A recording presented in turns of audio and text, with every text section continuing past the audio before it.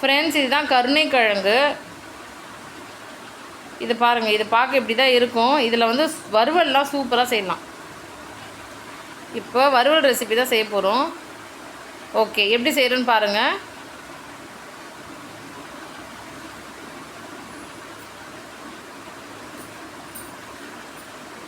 இன்றைக்கி இந்த வீடியோவில் கருணைக்கிழங்கு வறுவல் ரெசிபி செய்ய போகிறோம். ஸோ மேல் தோலை ரிமூவ் பண்ணிடலாம்.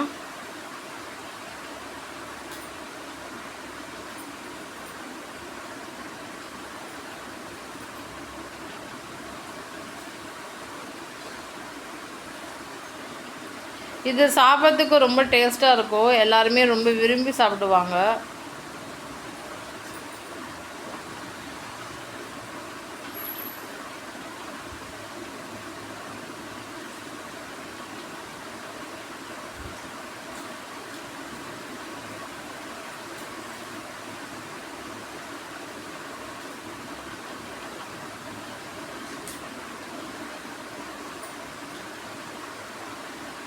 இதோடைய தோல் வந்து ரிமூவ் பண்ணுறது தான் கொஞ்சம் டைம் ஆகும். ரிமூவ் பண்ணியாச்சுன்னா சும்மா ஒரு ஃபாஸ்ட்டாக ஒரு 5 to 7 minutes வறுவல் வந்து ரெடி பண்ணிடலாம்.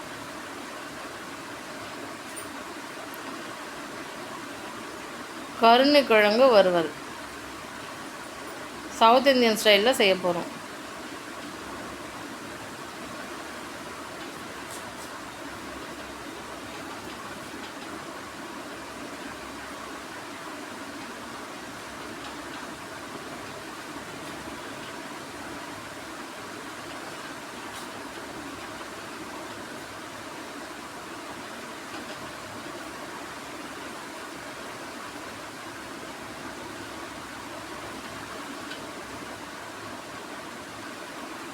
நாங்கள் அருவாமனையிலேயே அந்த மேல் தோலை வந்து எடுத்தாச்சு பாருங்கள்.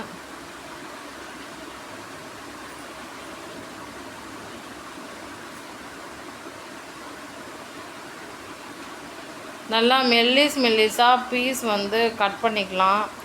அப்போ தான் வந்து வறுவல் செய்யும் போதே ரொம்ப நல்லாயிருக்கும்.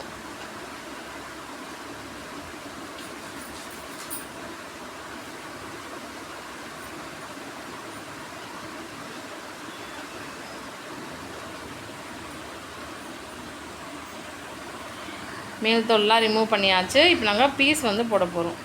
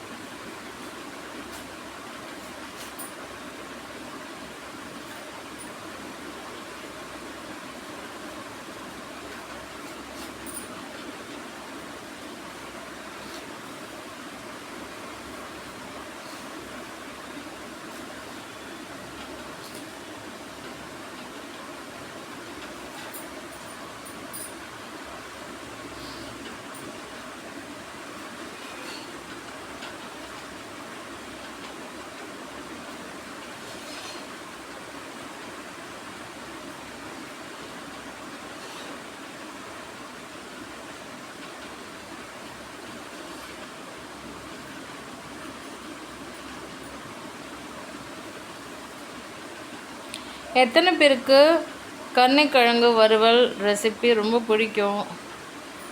யார் யாருக்கெல்லாம் பிடிக்கும் கமெண்ட் செக்ஷனில் கமெண்ட் பண்ணுங்கள்.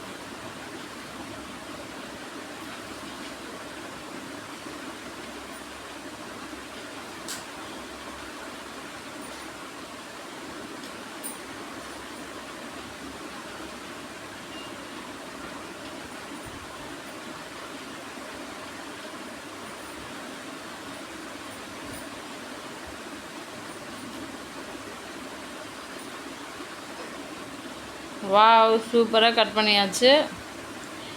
இப்போ குயிக்காக கருணைக்கிழங்கு வறுவல் ரெசிபி செய்ய ஸ்டார்ட் பண்ணிடலாம்.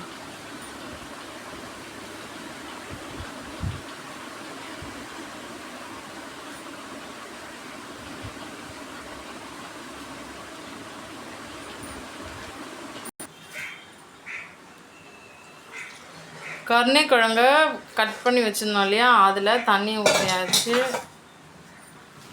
நல்லா அலசிக்கலாம்.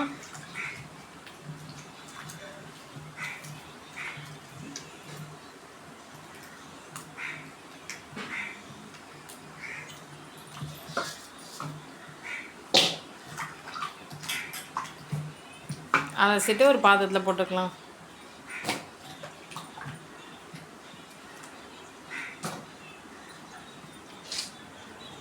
இப்போது தண்ணி ஊற்றிக்கலாம். இதில் கேஸ் ஸ்டவ் ஆன் பண்ணிக்கலாம். இப்போ இந்த பாத்திரத்தை அப்படியே வச்சிடலாம். இதை வந்து ஒரு 10லேருந்து 15 நிமிஷம் அப்படியே விட்டுடலாம். சரிங்களா? நல்லா காய் நல்லா வெந்துடும். இப்போ மஞ்சள் தூள் அப்படியே தூவி விட்டுக்கலாம். ஓகேங்களா? ஸோ இந்த 10 to 15 மினிட்ஸ்லேயே வந்து பார்த்திங்கன்னா இந்த கருணைக்கிழங்கு நல்லாவே வெந்துடும். ஸோ அதில் கல்லுப்பும் கொஞ்சம் போட்டுக்கலாம். கல்லுப்பு, மஞ்சள், தண்ணி ஊற்றி அந்த கருணைக்கிழங்கை போட்டு வச்சுருக்கோம். ஓகே, 15 மினிட்ஸ் கழிச்சு வந்து பார்க்கலாம். காய் நல்லா மூழ்கிற அளவுக்கு தண்ணியை ஊற்றி வச்சுருங்க. அப்போ தான் நல்லா வெந்துடும்.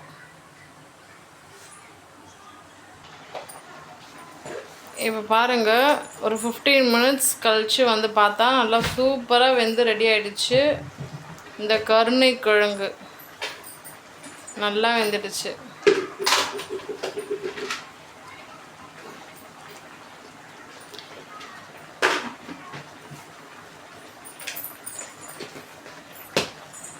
ஓகே, வெந்தது போதும். இப்போது தண்ணியை விட்டு அந்த கருணைக்கிழங்கு மட்டும் எடுத்து கிண்ணத்தில் போட்டுக்கலாம்.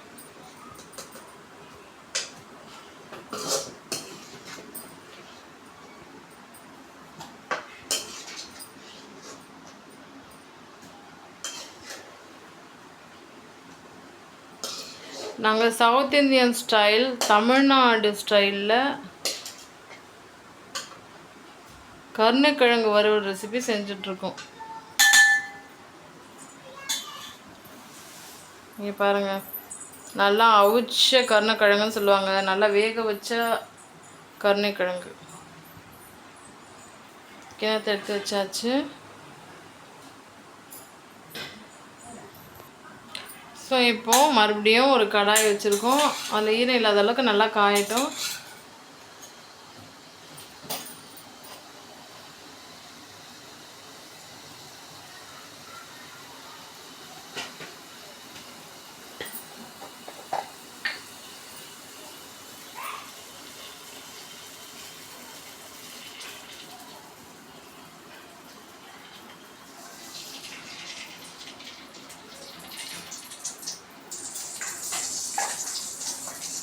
கடாயில் எண்ணெய் ஊற்றியாச்சு, சமையல் எண்ணெய்.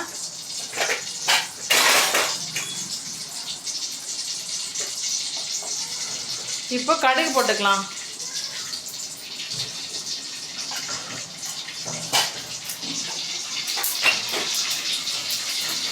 கடுகு நல்லா பொரியுது பாருங்க.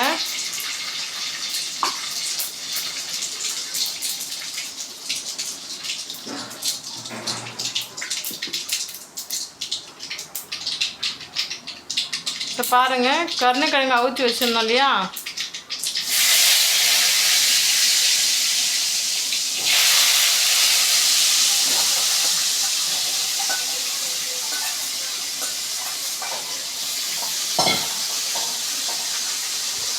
இப்போ பெருங்காயத்தூள் சேர்த்தாச்சு. இப்போ சில்லி பவுடர் போட்டுக்கலாம். நம்ம வீட்லேயே அரைச்சி வச்ச மிளகாய்த்தூள் சேர்த்துக்கோங்க. கரண்டி வச்சு நல்லா மிக்ஸ் பண்ணி விட்டுக்கோங்க.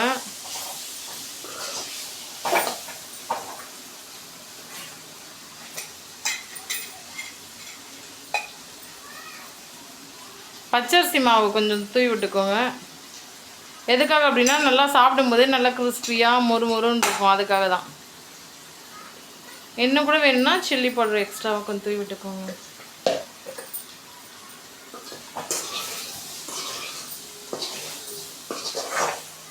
கரண்டி வச்சு நல்லா கிளறி விட்டுக்கோங்க. நல்லா எல்லா காயிலுமே படுற அளவுக்கு நல்லா மிக்ஸ் பண்ணி விட்டுருங்க.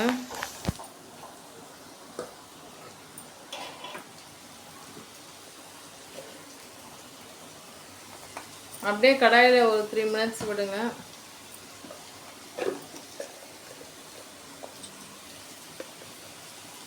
இன்னும் கூட காரசாரமாக இருந்தால் நல்லாயிருக்கும்னு நினச்சிங்கன்னா சில்லி பவுடர் 1 ஸ்பூன் போட்டுட்டு நல்லா மிக்ஸ் பண்ணி விட்டுக்கோங்க. சில பேருக்கு காரமாக அதை தான் பிடிக்கும். ஸோ உங்கள் காரத்துக்கு ஏற்ற மாதிரி சில்லி பவுடர் நீங்கள் சேர்த்துக்கணும்.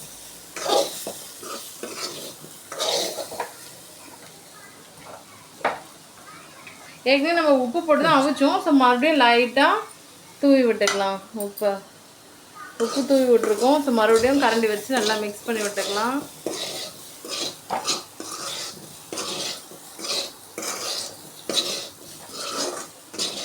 ஸோ டேஸ்டியான கருணைக்கிழங்கு வறுவல் ரெசிபி செஞ்சாச்சு. ஓகேங்களா?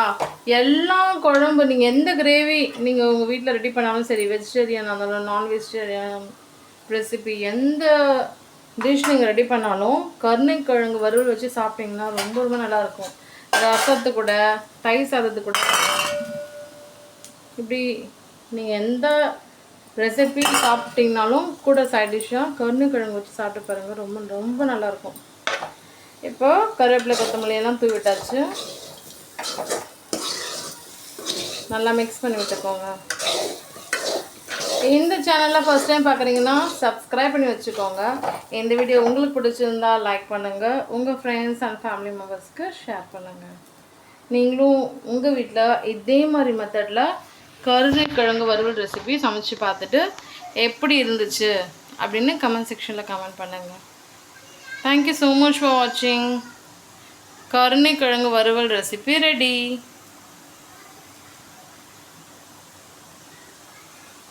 இது செம்ம எம்மியாக டெலிஷியஸாக இருக்கும் சாப்பிட்றதுக்கு. டேஸ்டியான கருணைக்கிழங்கு வறுவல் ரெடி ஆயிடுச்சு. தேங்க்யூ ஸோ மச் ஃபார் வாட்சிங்.